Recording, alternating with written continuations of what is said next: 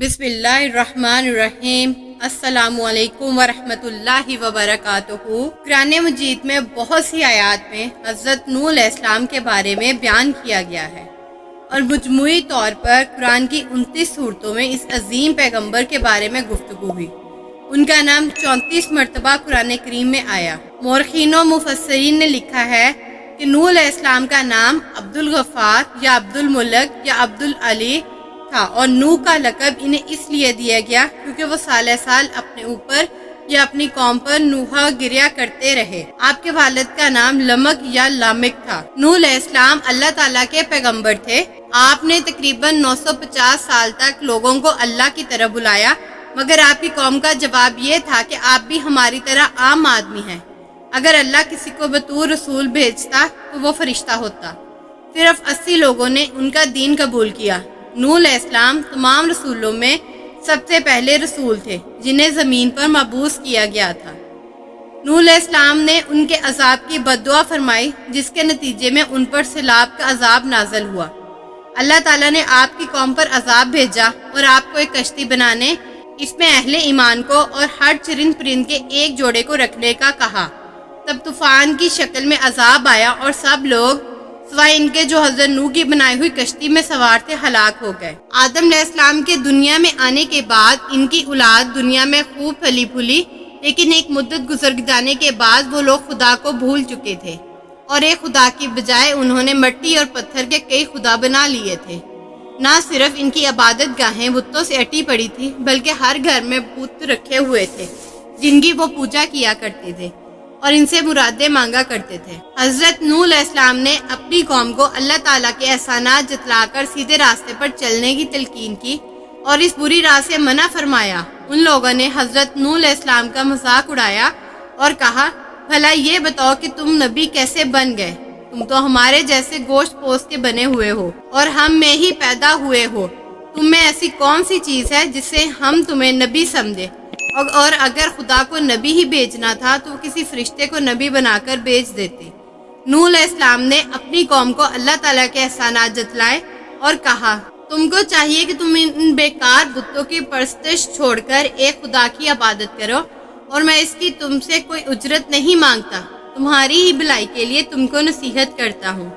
نوح علیہ السلام نے کوئی 950 سال تک اپنی قوم میں وعظ و تبلیغ کی اور کوشش کی کہ وہ خدائے واحد کے سچے پرستار بن جائیں، مگر ان پر کوئی اثر نہ ہوا، بلکہ حضرت نوح علیہ السلام وعظ فرماتے تو ان کو مذاق مستی میں اڑاتے، کانوں میں انگلیاں ٹھوس لیتے تاکہ ان کی آواز کانوں میں نہ پہنچ جائے۔ صرف چند لوگ تھے جو آپ پر ایمان لائے۔ قوم کی یہ سرکشی اور نافرمانی دیکھ کر حضرت نوح علیہ السلام نے اپنے رب کو پکارا، اے اللہ، میں تو اس قوم سے تنگ آ گیا ہوں، اب تو ہی ان سے بدلہ لے۔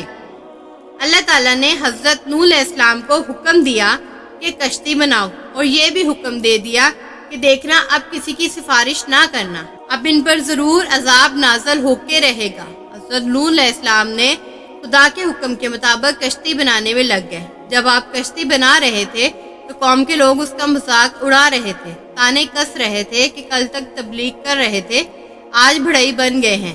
کبھی کہتے کہ کشتی تو بنا رہے ہو، لیکن دریا کہاں سے لاؤ گے کشتی چلانے کے لیے؟ حضرت نوح علیہ السلام اپنے کام میں لگے رہے۔ جب کشتی بن کر تیار ہو گئی تو خدا نے حکم دیا کہ اپنے اہل اور ان لوگوں کو کشتی پر سوار کر لو جو مجھ پر ایمان لے آئے، اور ہر جانور کا ایک جوڑا بھی کشتی میں رکھ لو۔ جب سب لوگ کشتی میں بیٹھ گئے تو خدا کے حکم سے زمین کے سوتے پھوٹ پڑے، اس کے ساتھ ہی موسلا دھار بارش شروع ہو گئی۔ زمین پر پانی بڑھنے لگا اور حضرت نوح علیہ السلام کی کشتی پانی میں تیرنے لگی۔ پانی بڑھا تو حضرت نوح علیہ السلام نے دیکھا کہ ان کا ایک بیٹا جس کا نام کنان تھا پانی میں ڈوبنے لگا۔ آپ نے اسے آواز دی کہ اب بھی آ جاؤ تاکہ خدا کے عذاب سے بچ سکو، مگر اس نے جواب دیا، آپ جائے، میں کسی پہاڑ کی چوٹی پر چڑھ کر اپنی جان بچا لوں گا۔ پانی تھا کہ تھمنے کا نام نہ لیتا تھا۔ دنیا کے نافرمان اور سرکش لوگ اس سیلاب میں فنا کی گھاٹ اتر گئے اور حضرت نوح علیہ السلام کی کشتی جودی پہاڑی کی چوٹی پر جا کر ٹھہر گئی۔ اب خدا کے حکم سے سیلاب تھم گیا اور زمین نے سارا پانی اپنے اندر جذب کر لیا۔ اب خدا نے حضرت نوح علیہ السلام کو حکم دیا کہ कश्ती से उतर जाओ, तुझ पर और वो लोग जो तुझ पर ईमान लाए हैं, इन पर हमारी रहमतें बरकतें नाज़िल होंगी। चूँकि इस तूफान में दुनिया के तमाम लोग ही फना हो गए थे, सिर्फ चंद लोग ही जिंदा बचे थे, इसलिए हज़रत नूह अलैहिस्सलाम को आदम सानी भी कहा जाता। इन्हीं की औलाद इस वक्त दुनिया में आबाद है। नूह अलैहिस्सलाम के 3 बेटे तूफान से बच गए थे क्योंकि वो मुसलमान थे, हाम, साम, याफ। मौरखीन का नजरिया है कि पूरे ज़मीन की इस वक्त की तमाम नस्ल इंसानी की बाज़गश्त इन्हीं तीनों फर्जंदों की तरफ है। एक ग्रोह हामी नस्ल है जो अफ्रीका के इलाका में रहते हैं। दूसरा ग्रोह सामी नस्ल है जो मशरिक़ औस्त और मशरिक़ के करीब के इलाकों में रहते हैं और याफ्त की नस्ल को चीन में आबाद समझते हैं। अज़रबैजान में मौजूद एक मज़ार है जिसके मुतल्लक अज़रबैजान में मशहूर है कि यह हज़रत नूह की कब्र मुबारक है। तूफ़ान नूह तमाम कुरैश पर आया था या ख़ास खित्ते पर। कदीम माहरीन फल्कियान के मुताबिक ये तूफ़ान तमाम कुरैश पर नहीं आया था बल्कि ख़ास खित्ता तक महदूद था, जबकि बाज़ अहले इल्म के नज़दीक ये तमाम कुरैश पर हावी था। ज़मीन पर ऐसे मुतअद्दिद तूफ़ान आए जिनमें से एक ये था अरब, जहाँ कौम नूह आबाद थी कि इस सरजमीन के अलावा भी बहुत से मकामात में बुलंद पहाड़ों पर ऐसे हवानात के ढांचे और हड्डियाँ बकसरत पाई गई हैं जिनके मुतल्लक इल्म तबकातुल अर्ज़ कहते हैं ये सिर्फ पानी में ही जिंदा रह सकते हैं। इस बात को देखते हुए अहले तहकीक की ये राय है कि तूफ़ान तमाम कुरैश पर आया था। कुरान करीम के मुताबिक कश्ती नूह जोदी पहाड़ी पर आकर ठहरी थी। जोदी पहाड़ मशरकी तुर्की में वाक़या बर्फ से ढकी एक चोटी है। आर्मीनिया की सरहद से 300 किलोमीटर के फासले पर वाक़या है। नूह की कश्ती जोदी पहाड़ पर आकर ठहर गई। 1977 में तुर्की के इस पहाड़ पर कुछ महमजूओं ने इस कश्ती को दरियाफ्त किया। अखबारात में उसकी तस्वीर शाया हुई तो यहूदियों, ईसाइयों और मुल्हदीन के दरमियान एक नई बहस छिड़ गई। मुल्हदीन और रोशन ख्यालों ने इस पर 4 बड़े एतराज़ उठाए। यहूद और नसार इसका जवाब ना दे सके, मगर कुर्बान जाइए कि कुरान मजीद में इनके तमाम एतराज़ात का जवाब पहले से मौजूद है। पहला एतराज़, बगैर किसी टेक्नोलॉजी के 6000 साल कबल ऐसी अजीमुल शान कश्ती बनाना कैसे मुमकिन हुआ जो इतना वजन उठाकर लंबे अरसे तक समुंदर में सफ़र करती रही? जवाब, और हमने उसे तख्तों और कीलों वाली कश्ती पर सवार कर लिया।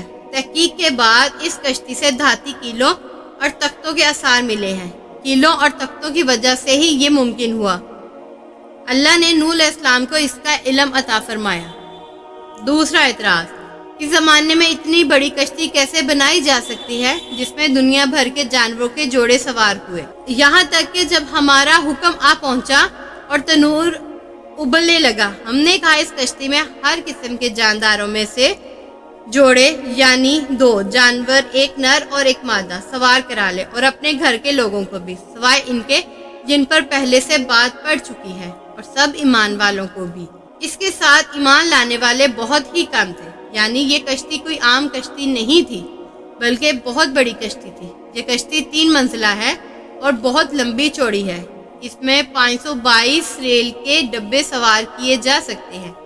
25,000 जानवरों की गुंजाइश मौजूद है, इसलिए इतने जानवरों का समा जाना बिल्कुल दुरुस्त है। तीसरा एतराज़, इतनी बड़ी कश्ती इतने अजीम तूफान में बगैर लंगर के कैसे तैर सकती? जवाब, नूह अलैहिस्सलाम ने कहा इस कश्ती में बैठ जाओ, अल्लाह ही के नाम से उसका चलना और ठहरना है। यकीनन मेरा रब बड़ी बख्शिश और बड़े रहम वाला है।